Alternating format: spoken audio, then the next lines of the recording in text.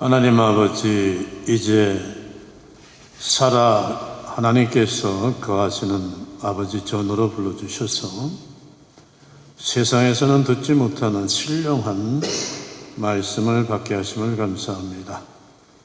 말씀을 전하는 입술이나 듣는 심령이나 똑같이 성령님께서 운행 역사하시어서 잘 전하고 잘 받아 심령이 뜨거워지고 새로워지고 강건해지는 역사의 시간이 되게 해 주시옵소서. 예수님의 이름으로 기도합나이다. 아멘. 사람들에게는 살면서 보고 싶은 사람, 고마운 사람, 또 미안한 사람들이 있습니다. 그 중에서도 제일 보고 싶고 감사하고 또 죄송한 사람은 부모님들이죠. 특별히 오늘 같은 날은 더 부모님 생각이 납니다. 오늘은 어버이 주일이기 때문입니다. 1998년에 저희 교회는 중국 연변에 한의병원을 세우고서 의료 선교를 후원했습니다. 이 병원을 맡아 있던 한의사는 나이가 들고 어릴 때 소아마비가 걸려서 다리를 저는 남자였어요. 근데 이 남자는 북한에서 탈북해온 북한 여자와 살고 있었습니다. 이 북한 여자는 굶다 못해서 어린 아들을 데리고 두만강 국경을 넘어서 먹을 것이 있는 이 중국 연변으로 와서 이 나이든 남자와 살게 됐어요. 그때나 지금이나 북한은 굶어 죽는 사람이 많습니다. 제 마음을 아프게 한 것은 아직도 북한 땅에 이 여자의 남편이 멀쩡히 있다는 거예요.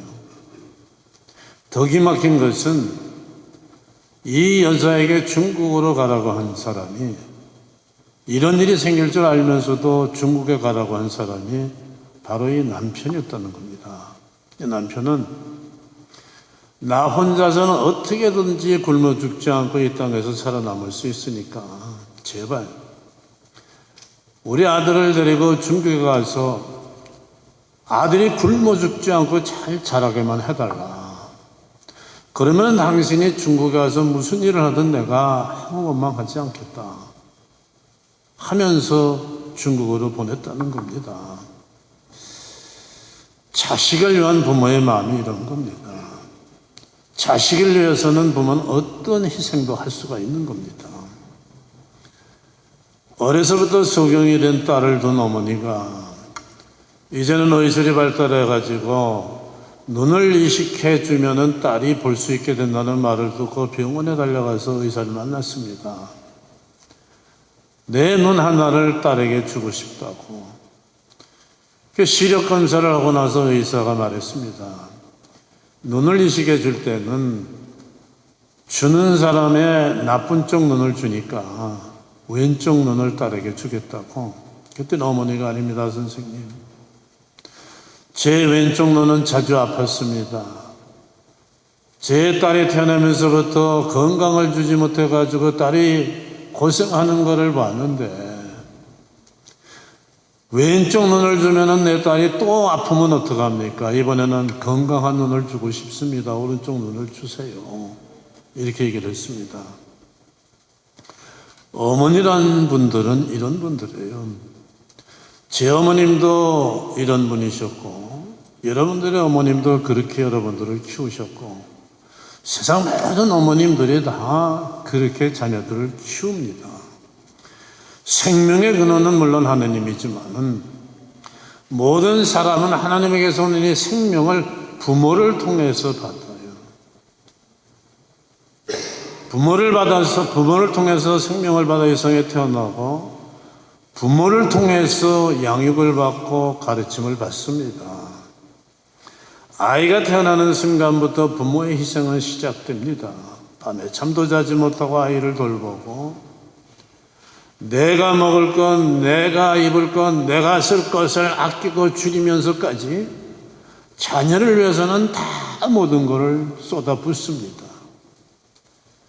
내가 이 세상에 태어날 때 아무도 나를 기호해 주지 않았고, 아무도 나를 위해서 준 것이 없고, 아무도 나를 사랑해 주지 않았습니다. 오직 내 부모와 나를 금보다도 더 귀하게 여기고 모든 걸 다 쏟아부어주고 나를 사랑해 줬어요. 그런데 자녀들은 어떻습니까? 부모는 마땅히 최고의 감사와 사랑과 존중을 받아야 될 분들인데 오히려 부모의 마음을 아프게 하고 섭섭하게 하고 부모를 막대하는 경우가 얼마나 많아요.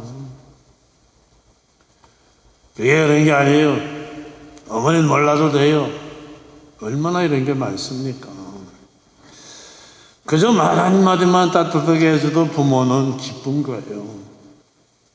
그런데 그 작은 것조차도 못해줄 때가 얼마나 많습니까?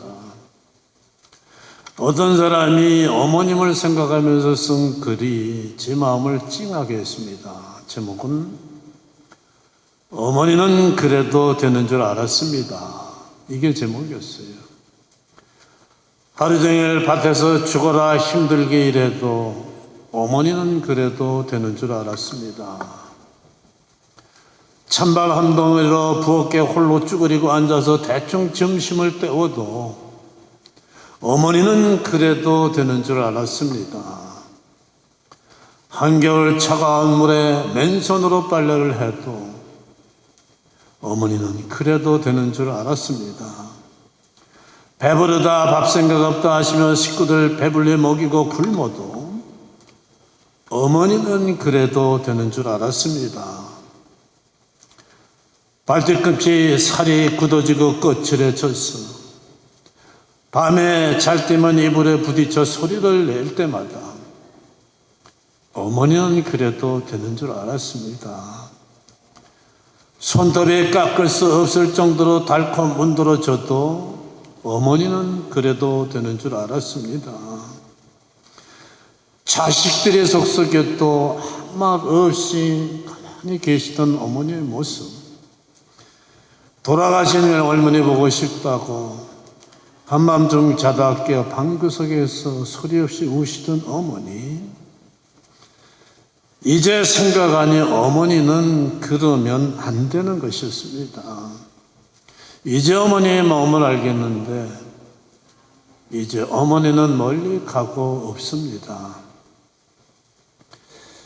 저나 여러분들이나 또 이 세상의 모든 사람들이 다 이 글에서 마음이 편하고 자유로운 사람은 몇 없을 겁니다. 하나님은 사람이 이렇게 소중한 부모를 섬기는 일을 굉장히 소중하게 생각하시고 큰 관심을 보고 계십니다. 오늘 말씀 2절을 보면은 이를 약속 있는 첫 계명이라고 하죠. 얼마나 중요하면 첫 계명이라고 말씀하십니까? 잠깐만요. 십계명의 첫 계명은 하나님 외에는 다른 신을 섬기지 말라 아닙니까? 맞아요. 맞는데 우리가 알듯이 십계명은 두 부분으로 나뉘어집니다. 첫 부분은 1계명서 4계명까지인데 하나님 외에 다른 신을 섬기지 말라, 우상을 만들지 말라, 여호와 이름을 망령되게 하지 말라, 안식일을 거룩하게 지켜라는 이 4계명은 하나님과의 관계에 대한 첫 부분이고, 두 번째 부분은 5계명서부터 10계명까지인데 사람의 관계에 대한 부분이에요. 부모를 순종하고 공경하라, 살인하지 말라, 간음하지 말라, 도적질하지 말라, 이웃에 대해 거짓 증거하지 말라, 이웃의 것을 탐하지 말라. 이 중에 첫 번째가 부모를 순종하고 공경하라는 것이기 때문에 첫 계명이라고 하는 것입니다. 그러면 어떻게 부모님을 섬겨야 되느냐? 성경은 첫째로 순종과 공경으로 섬겨야 된다고 말씀합니다. 부모를 섬기는 데는 두 가지 요소가 들어가야 돼요. 정신적인 요소와 물질적인 요소입니다. 정신적으로 부모님을 기쁘게 해드리는 게 순종이죠. 순종이라고 하는 원래 헬라어 뜻은요, 하샤마르하고 듣는다라는 뜻이에요. 부모에게서 가장 큰 기쁨은 자녀가 네 하면서 말을 잘 듣고 그대로 하는 걸 볼 때예요. 그때 마음이 얼마나 기쁜지 모릅니다. 반대로 부모에게 가장 마음 아픈 일은 자녀가 말 듣지 않고 속 썩이는 거 할 적에 제일 마음 상하고 아픈 거예요. 사람이 진정으로 부모의 사랑과 은혜를 하고 감사한다면은 부모님에게 순종해서 정신적인 기쁨을 드릴 수 있어야 합니다. 부모의 마음을 우선 편하게 해드려야 돼요. 공경은 물질로 기쁘게 해드리는 방법이에요. 티마라는 헬라 원어는 원뜻은 값을 치른다는 뜻을 갖고 있습니다. 여러분, 부모님이 자녀들을 양육하는 데는 정신적인 사랑 말고도 얼마나 많은 물질의 투자가 이루어지는지 모릅니다. 부모는 자식을 위해서는 자기는 못해도 무엇이든지 아껴주고서 해주지 않습니까? 부모님이 자녀들에게 해주신 모든 사랑과 은혜를 돈으로 다 갚을 수는 없어요. 돈으로 갚을 수 없을 정도로 크고 엄청나기 때문이지만은 그래도 사랑과 정성을 표현하는 방법 중에 중요한 방법 중에 하나가 물질로 표현하는 거 아니겠어요? 그래서 물질로도 공경하라고 말씀합니다. 둘째로 부모를 순종하고 공경하는 일은 하나님으로부터 복을 받는 일이라고 말씀합니다. 약속 있는 첫 계명이라. 무슨 약속입니까? 부모를 순종하고 공경하면 하나님으로부터 복을 받는다는 약속이죠. 출애굽기 10장 12절은 이렇게 말씀합니다. 내 부모를 공경하라. 그리하면 나 하나님 내 여호와가 네게 준 땅에서 생명이 길리라. 부모를 공경하면 땅을 주고 생명을 길게 한다. 땅을 준다는 말은 뭐냐? 옛날에는 땅만이 부자 될 수 있는 유일한 방법이에요. 농경 외에는 다른 산업수단이 없지 않았습니까? 그러니까 땅을 많이 가지면 부자가 되고 땅이 없으면 가난하게 살 수밖에 없습니다. 하나님이 인간에게 복을 주시는 여러 통로가 있는데 부모님에게 순종하고 공경하는 것이 하나님의 복을 받는 그 중에 하나예요. 열심히 기도하면 기도할 때 복을 주시고, 열심히 헌신하면 헌신을 통해서 복을 주시고, 이웃을 사랑하고 이웃을 돌보면 복을 주시듯이 부모님을 순종하고 공경하면 하나님께서 복을 주시는 것입니다. 물질의 복을 주실 뿐 아니라 그 인품과 성품이 아름다워지고 존중스러워지는 복도 주시죠. 부모를 사랑하고 공경하는 사람은 나아가서는 밖에서도 이웃의 부모도 잘 순종하고 공경하는 모습을 보입니다. 그리고 사회에서도 그 인품과 성품이 밝아서 사회를 아름답게 해주고 이웃 간에 아름다운 관계를 맺게 해주는 것이죠. 하나님은 왜 부모에게 순종하고 공경하는 사람에게 복을 주십니까? 인간이 귀한 생명을 받고 이 세상에 태어나는 것은 어쩌다가 그렇게 되는 게 아닙니다. 절대로 이런 건 우연하게 일어나는 일이 아닙니다. 하나님께서 나무 하나 풀 한 폭의 생명도 그냥 이 땅에 태어나서 없어지게 하시는 게 절대 아닙니다. 사람은 이 세상에 놀러 온 것이 아닙니다. 하나님의 일을 하러 왔어요. 한 사람 한 사람에게는 모두 이 세상에 와서 어떤 일을 할 것인가가 다 정해져 있습니다. 어떤 사람은 이 세상에 와서 그걸 발견하고 하나님 안에서 살면서 하나님의 일을 하다가 하나님께로 돌아가지만, 어떤 사람은 그걸 발견하지 못해서 한평생 그냥 헛되게 살다가 후회하며 세상을 마감하는 것이죠. 부모는 이렇게 하나님의 계획하시고 이 세상에 보내시는 하나님의 일꾼을 하나님께서 맡아서 출생시키고 키우고 교육시키는 하나님의 에이전시, 대리인이기 때문에요.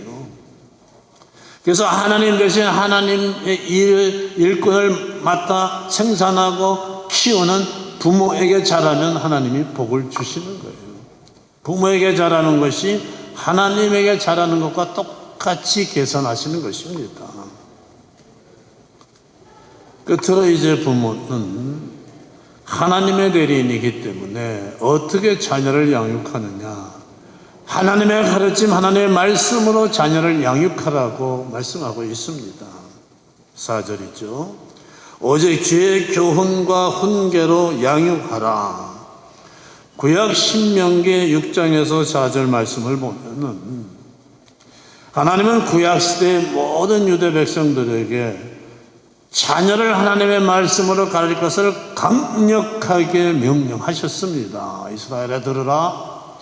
오늘날 내가 내게 명하는 이 말씀을 내 자녀에게 부지런히 가르치며 집에 앉아 있을 때든지 길을 행할 때든지 누웠을 때든지 일어날 때든지 이 말씀을 가르칠 것이며 너는 또 그것을 손목에 메어 기호를 삼으며 네 미간에 붙여 표를 삼고 또 내 집 문설주와 바깥문에 기록할지니라 말씀하셨죠. 지금도 신앙적인 유대인들은 이 말씀을 지킵니다. 제가 친하게 지내는 유대인 친구가 있는데 이 친구는 밖에 나갔다가 집에 들어갈 때마다 현관 앞에 서서 현관 문설주에 있는 이 가운데 손가락보다 조금 더 두껍고 조금 더 긴 쇳조각이 있어요. 거기에다 키스를 하고 드나들어요. 그 안에 뭐가 있느냐? 바로 신명기 6장 4절로 8절 말씀이 적힌 종이가 돌돌 말려서 그 안에 있습니다. 아주 보수적인 오소독스 유대인들은 여기에 쓴 모자에다가 끈을 달아서 요 이마에 요만한 육각형 상자를 달고 다녀요. 그 안에 요 말씀이 적힌 두루마리가 딱 들어가 있습니다. 성경은 부모는 자녀와 함께 있을 때는 늘 여호와의 말씀을 가르쳐야 된다고 말씀합니다. 자녀들 앞에서 뭐 아무개 집사, 아무개 교사, 아무개 장로 흉보고 교회에 대해서 불평하는 게 아니라 하나님의 말씀을 그냥 가르치라는 것이죠. 그리고 자녀는 그것을 열심히 들어야만 됩니다. 그래야만 자녀가 하나님이 어떤 분인 줄 알고 하나님의 사랑을 알게 되고 하나님의 대해 배워서 하나님의 일꾼으로 자라가는 것입니다. 자녀를 세상 지식과 학문으로만 가르쳐서는 그 자녀는 절대로 하나님에 대해서 하나님을 위해서 뭘 내가 해야 되는지를 알질 못해요. 내가 왜 이 세상에 왔는지 알지를 못하니까 이 세상의 목적을 이루질 못하고 하나님을 위해서 일을 하는 일꾼이 될 수가 없습니다. 하나님의 말씀만이 인생의 참 의미와 목적, 삶의 목적을 알게 해주는 거죠. 하나님의 말씀으로 양육되지 않으면 하나님을 위해 무엇을 해야 되나를 모릅니다. 무엇이 선이고 무엇이 악인지도 몰라서 악한 일을 행하면서도 악한 일을 몰라서 불행한 삶이 되고 맙니다. 하나님의 말씀만이 뭐가 제일 중요하고 그 다음에 무엇인가를 알게 해주고 무엇이 선한 일이고 무엇이 악한 일인지를 알게 해주고 무엇이 해야 될 일이고 하지 말아야 될 일인지를 알게 해주고 복받는 일이 무엇이고 뭐가 멸망하게 하는 일인지를 알게 해주시는 겁니다. 내 자녀에게 하나님의 말씀을 가르쳐 하나님의 일을 하는 데 쓰이면 하나님의 일꾼으로 키우지 않으면 그 내 자녀는 절대로 행복한 삶이 될 수가 없습니다. 하나님에게 아무 쓸모없는 사람으로 자려봐야 무슨 소용이 있어요. 의사가 되고 변호사가 되고 뭐가 되면 뭘 하겠어요. 자식 농사가 얼마나 어려운지 아냐고 합니다. 자식이 어떻게 마음대로 되냐고 합니다. 자식 키우기가 점점 힘들어진다고 합니다. 맞습니다. 지금 그렇게 돼가고 있어요. 하나님의 말씀으로 키우면 그렇게 어렵진 않습니다. 하나님의 말씀이 귀로 들어가고 심령에 새겨진 자녀들은 말씀 따라서 커가요. 말씀으로 키우면 하나님의 일꾼으로 자라가고 있기 때문에 하나님께서 함께 하시면서 도우시기 때문에 잘 자랄 수가 있어요. 하나님을 사랑하고 부모도 사랑하고 순종하고 공경하는 자녀로 자라갑니다. 더러 그렇지 않은 모습을 볼 수도 있지만은 안 되는 게 아니라 조금 늦어질 뿐이에요. 절대로 헛수고되질 않습니다. 세상을 보면 자식들이 점점 더 부모 알기를 우습게 알며 불순종하고 속을 썩이질 않습니까? 왜? 하나님의 말씀으로 안 키우고 세상 것들로만 키우기 때문이죠. 하나님의 영을 받지 못하고 세상의 영을 자꾸 받아들이니까 그렇게 됩니다. 돈으로 해줄 수 있는 것, 세상 것들로만 키우면은 하나님이 함께 하시며 도우실 수가 없어요. 음악학원, 미술학원, 태권도장, 이 학원, 저 학원 부지런히 보내봐야 하나님의 말씀으로 하나님의 일꾼들은 가르침을 하지 않고 있으면 소용없어요. 수학 실력은 넓어서 학교 성적은 좀 올라갈지 모르지만은 하나님의 말씀이 없으니까 그 영성은 점점 메말라 갈 수밖에 없습니다. 왜 한참 순진해야 될 아이들이 다니는 학교가 험악해지고 있습니까? 왜 세상이 점점 무서워가고 있습니까? 학교에서 학생들이 기도하던 시절에는 그렇지 않았습니다. 부모와 자녀들의 손잡고 함께 교회를 다니던 시절에는 그렇지 않았습니다. 케네디라는 사람이 대통령이 되어가지고 학교에서 기도 못하게 하고 점점 교회에서 사람이 줄어드니까 그렇게 된 거예요. 학교에서, 가정에서, 세상에서 말씀과 기도가 사라져가니까는 하나님의 역사와 성령님의 역사는 줄어들고 반대로 악한 세상의 역사가 세상을 지배하기 시작해서 그렇게 된 겁니다. 어떤 집에서 아들아이가 창밖을 내다보더니 저 자식 온다 그러더래요. 그래서 아빠 엄마가 누가 오나고 내다보더니 아빠 친구가 오는 거예요. 아빠가 맨날 그 친구 얘기할 때는 그 자식, 저 자식 하니까 아이가 듣고서 아빠 친구가 오니까 저 자식 온다. 그런 거죠. 여러분, 신방을 가보면요. 신방을 가보면은 목사님 오세요 하는 아이도 있고요. 목사 온다! 그런 집도 있어요. 보면 그 집안이 평소에 어떻게 하는지를 알만 하더라고요. 연구조사에 오면은 아이들은 자라면서 부모가 하는 말과 행동이 다를 때는 부모가 하는 말이 아니라 부모가 하는 행동을 보고 받아들이고 자란다고 합니다. 자녀들을 무엇보다도 하나님을 사랑하는 자녀들로 키워야 됩니다. 믿음이 좋은 부모는요, 하나님보다 자녀를 절대로 더 사랑하지 않아요. 자녀에게도 일상에서 하나님이 가장 중요하다는 것을 보여주는 길이 하나님을 더 사랑하는 겁니다. 자녀들도 세상에서 하나님이 가장 소중하게 여기는 자녀들로 키워나가야 되는 거예요. 부모가 하나님을 넘버원으로 섬기는 모습을 보여야 자녀들도 하나님이 넘버원인 줄 알고 자라가는 겁니다. 가게에 무슨 일이 생기면 교회 빠지고 가게로 달려갈 때에는 자녀는 하나님이 넘버원이 아닌 모양이다, 교회가 넘버원이 아닌 모양이다, 가게가 넘버원이 모양이다 하고 자라가는 거예요. 만일 부모가 교회 봉사는 귀한 일이라고 하면서도 실제로는 교회 봉사를 하지 않으면 자녀는 교회 봉사를 하지 않습니다. 끝으로 부모는 자녀가 예수 그리스도를 닮아가게 하는 부모가 되어야 됩니다. 갈라디아서 4장 19절에서 바울은 말씀하죠.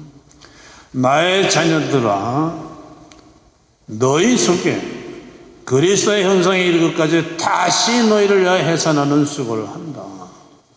사도 바울은 복음을 전하고 복음을 받아들인 사람을 잘 가르쳐서 제자를 만드는데 그 제자 속에 자기를 닮으라는 자기의 형상을 심은 게 아니라 제자들이 예수 그리스도를 닮아가도록 그 안에다 그리스도의 형상을 닮아가는 일에 애를 쓴 사람이에요.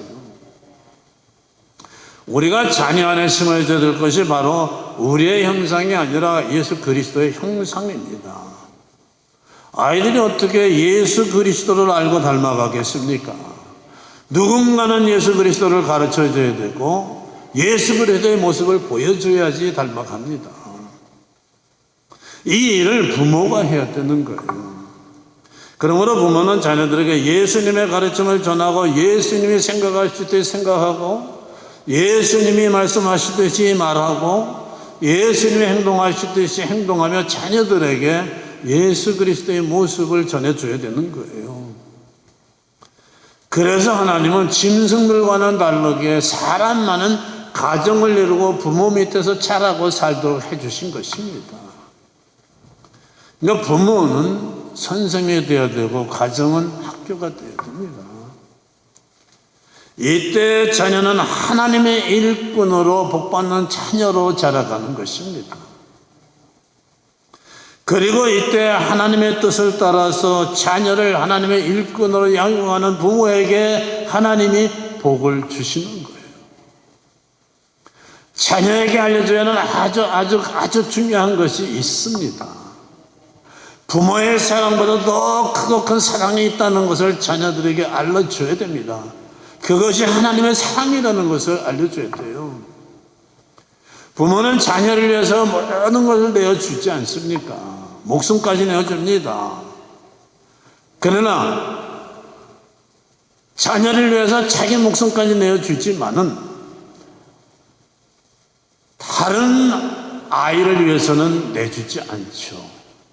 자기 아이만 위해서 목숨을 내줘요. 오히려 내 자녀를 위해서는 다른 아이를 죽일 수도 있습니다. 그런데 하나님의 사랑은 달라요. 하나님은 독생성자 하나밖에 없는 아드님 예수 그리스도를 나 같은 걸 위해서 죽게 내주시지 않았습니까?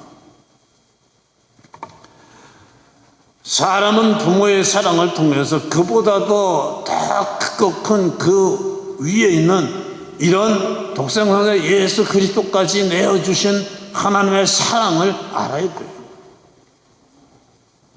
부모가 자녀를 위해서 쏟아부은 그 모든 공급도 사실은 하나님에게서 온 것이라고 가르치고 알게 해줘야 됩니다. 너에게 해줄 모든 건 사실은 모두가 하나님에게서 온 것이라고, 나는 그저 하나님을 대신한 일꾼일 뿐이고 대리인일 뿐이었다고 자녀들에게 알려줘야 됩니다. 내가 잘되고 복되는 일은 부모가 남기고 가는 유산에 재산에 있는 게 아니고 하나님의 손에 달려있다는 것이 하나님이 복의 근원이라는 걸 자녀에게 알려줘야 됩니다. 오늘은 어버이 주일이죠. 돈을 더 벌 것인가, 자식을 더 잘 키우신가, 어떻게 기를 것인가, 무엇으로 가르칠까를 확실히 해야 돼요. 자식 잘 되게 하는 길이라고 교회는 빠뜨리고 학원에 보내고 학교 행사에 보내고 뭐한 것이 하나님과의 관계를 망가뜨리는 일이라면 그는 자녀를 불행하게 만드는 일이 될 수밖에 없습니다.